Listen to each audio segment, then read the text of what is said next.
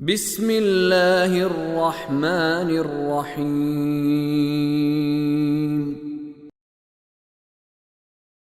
فَكُلُوا مِمَّا ذُكِرَ اسْمُ اللَّهِ عَلَيْهِ إِن كُنتُم بِآيَاتِهِ مُؤْمِنِينَ وَمَا لَكُمْ أَلَّا تَأْكُلُوا مِمَّا ذُكِرَ اسْمُ اللَّهِ عَلَيْهِ وَقَدْ فَصَّلَ لَكُم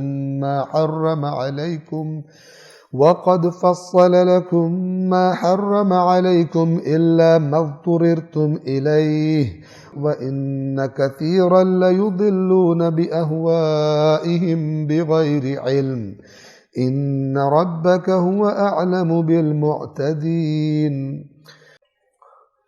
آیت نمبر 118۔ اب یہاں آیت نمبر 118 اور اس کے بعد والی چند آیات کا موضوع جو ہے وہ پہلے آپ کی خدمت میں عرض کر دوں۔ مشرکین جو تھے، کفار جو تھے، وہ حیوانوں کو ذبح کرتے وقت اپنے خداؤں کے نام لیتے تھے، ان کے نام لے کر پھر ان کے گوشت بانٹتے تھے، کہتے تھے یہ ہمارے خدا۔ اللہ کا بھی حصہ رکھتے تھے بیچ میں، اور آگے آج تو نہیں لیکن آنے والے دنوں میں آ جائے گا۔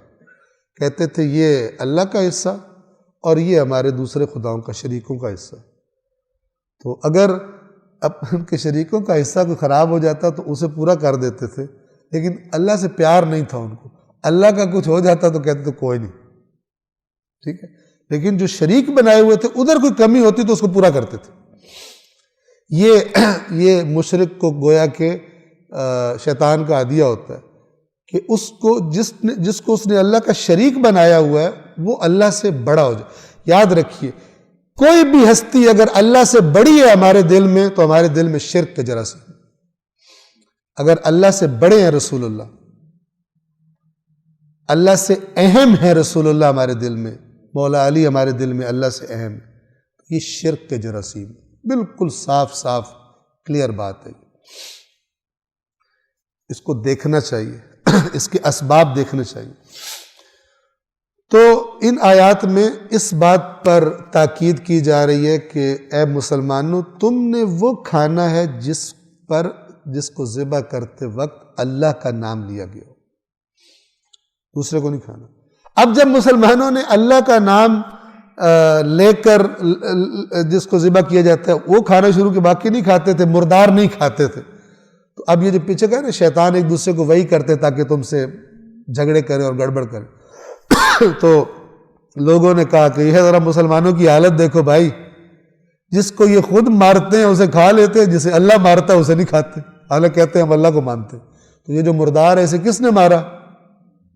اللہ نے۔ تو جس کو اللہ خود مار رہا ہے وہ نہیں کھا رہے، اور جس کو تم مار رہے ہو اس کو کھا رہے ہو، یہ کیسا دین ہے؟ اب لوگ بیچارے جو سادے ہوتے ہیں وہ پزل ہو جاتے ہیں، ہاں بھائی بات تو صحیح ہے، تو اللہ نے مارا ہے، تو اللہ جس کو مارے وہ حرام ہو جاتا ہے، اور ہم جس کو مارے اللہ کا نام لے کے وہ حلال ہو جاتا ہے۔ تو یہ اس قسم کی جو وہ شیطانیاں تھی وہ ڈالی جا رہی تھی، شکوک و شبہات، تو یہ آیات پھر نازل ہوئی 118 سے۔ فَكُلُوا مِمَّا ذُكِرَ اسْمُ اللَّهِ عَلَيْهِ إِن كُنتُم بِآيَاتِهِ مُؤْمِنِينَ۔ پس اگر تم اللہ کی آیات پر ایمان رکھتے ہو تو وہ کھاؤ جس پر اللہ کا نام لیا گیا ہو۔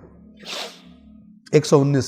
وَمَا لَكُمْ أَلَّا تَأْكُلُوا مِمَّا ذُكِرَ اسْمُ اللَّهِ عَلَيْهِ، اور تمہیں کیا ہے کہ تم وہ نہیں کھاتے جس پر اللہ کا نام لیا گیا ہو۔ اس کا مطلب ہے کچھ لوگ اس چکر میں آ گئے تھے، ٹھیک ہے، کہ اللہ کا مطلب جو شبہ ڈال رہے تھے ان کو پرابلم ہونا شروع ہو گئی تھی کہ ہم مارے تو کھا لیتے ہیں، تو اللہ مارے تو نہیں کھا سکتے۔ اور تمہیں کیا ہے کہ تم وہ نہیں کھاتے جس پر اللہ کا نام لیا گیا ہو۔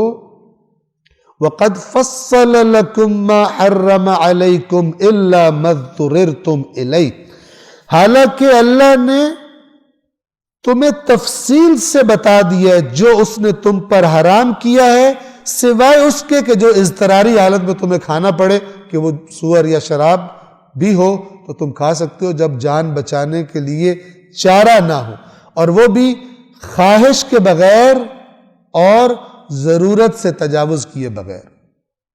یہ آیت کہہ رہی ہے کہ تمہیں کیا کہ تم نہیں کھا رہے ہو، جبکہ اللہ نے جو تمہیں حرام چیزیں کی ہیں تم پر تمہیں بتا دی ہیں، اور ان میں سے بھی ان حراموں میں سے سوائے ان کے جو اضطراری حالت میں تمہیں کھانی پڑ جائے۔ وَإِنَّ كَثِيرًا لَيُضِلُّونَ بِأَهْوَائِهِمْ بِغَيْرِ علم۔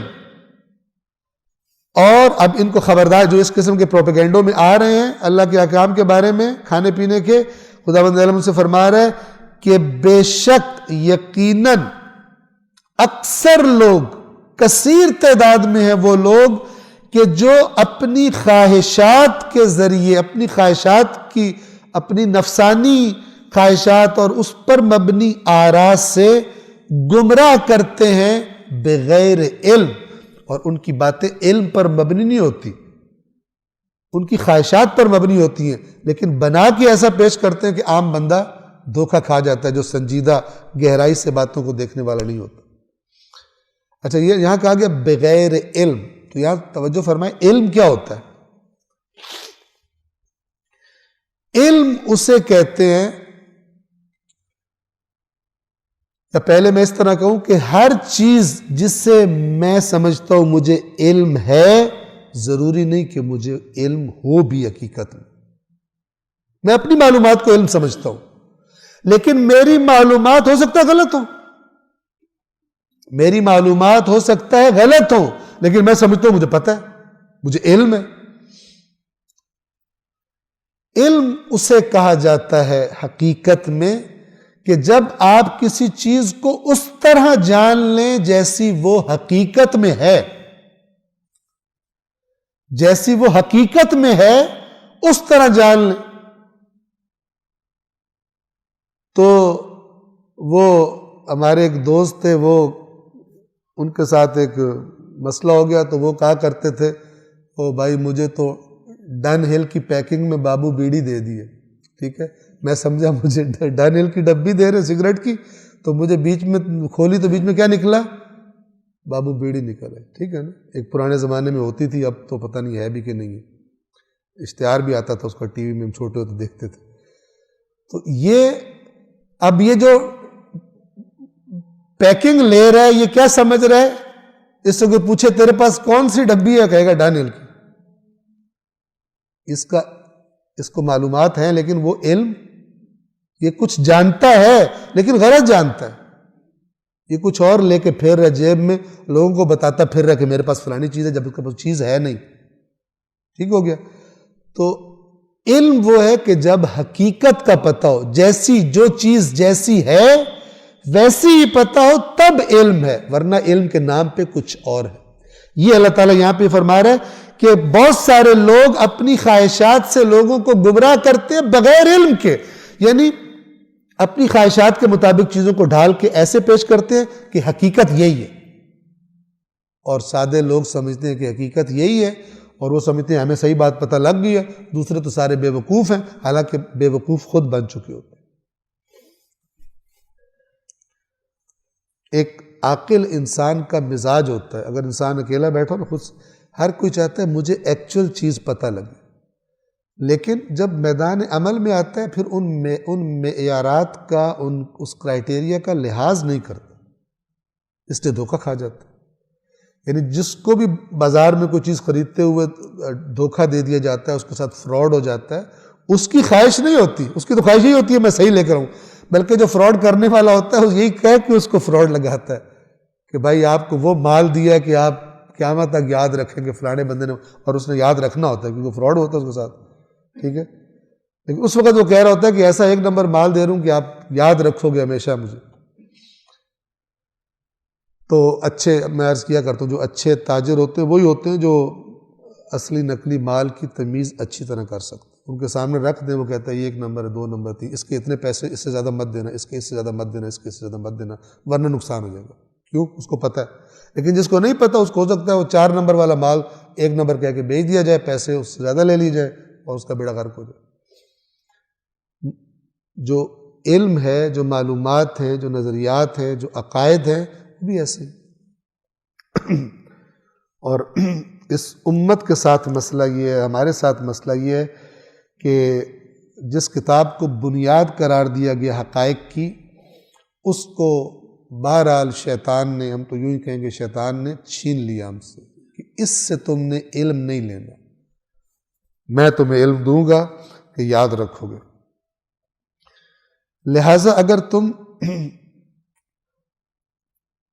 بے شک اکثر لوگ اپنی خواہشات کی بنا پر بغیر علم کے، علمی بات نہیں ہوتی، لوگوں کو گمراہ کرتے ہیں۔ ان ربک هو اعلم بالمعتدین، بے شک آپ کا رب بہتر زیادہ علم رکھتا ہے ان کے بارے میں جو حد سے تجاوز کر جاتے ہیں۔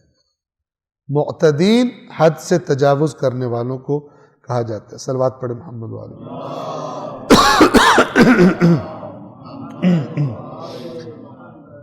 اللہ العلی العظیم۔